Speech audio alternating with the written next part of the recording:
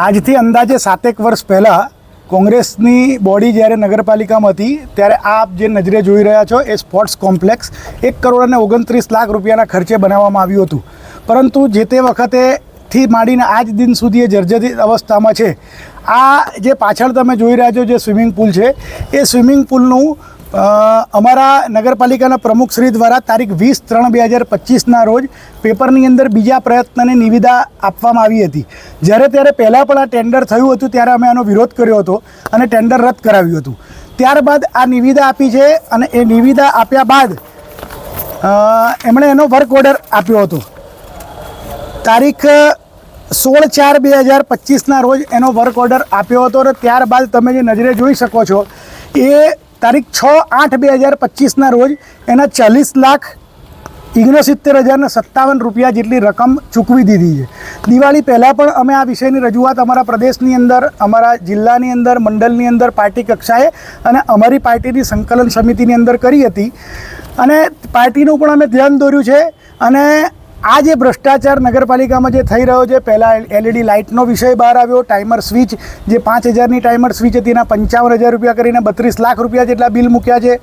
LED લાઇટની અંદર 15 લાખ રૂપિયા જેટલા ના બિલ મૂકીને ઉપાડી લીધા છે.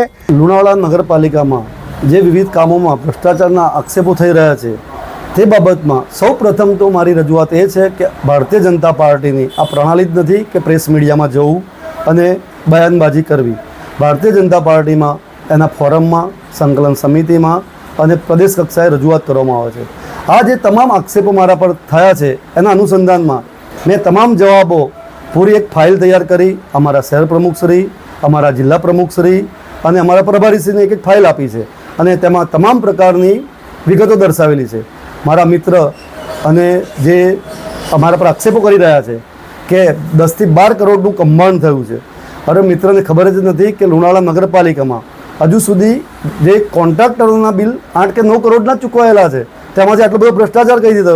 કેટલાક લોકોની રાજકીય મહત્વાકાંક્ષા ન સંતોષાતા પ્રમુખ બનવાના અબરખા અધૂરા રહી ગયા હોય. ભારતીય જનતા પાર્ટીના પાર્લામેન્ટરી બોર્ડે નિયુક્ત કરેલ પ્રમુખને હટાવી અને પ્રમુખ બની જવાના આ કારસો રચાઈ રહ્યો છે. ભૂતકાળની અંદર પણ જ્યારે ભારતીય જનતા પાર્ટીમાં મનહરભાઈ પટેલની સરકાર હતી ત્યારે આ જ તત્વો દ્વારા આ રીતે યેન કેન પ્રકારે ભારતીય જનતા પાર્ટીને બદનામ કરવાના પ્રયત્નો કરવામાં આવ્યા હતા. પરંતુ મને મારા પાર્ટીના શિસ્તોનું નેતૃત્વ પર અને મોવડી મંડળ પર પૂરો ભરોસો છે.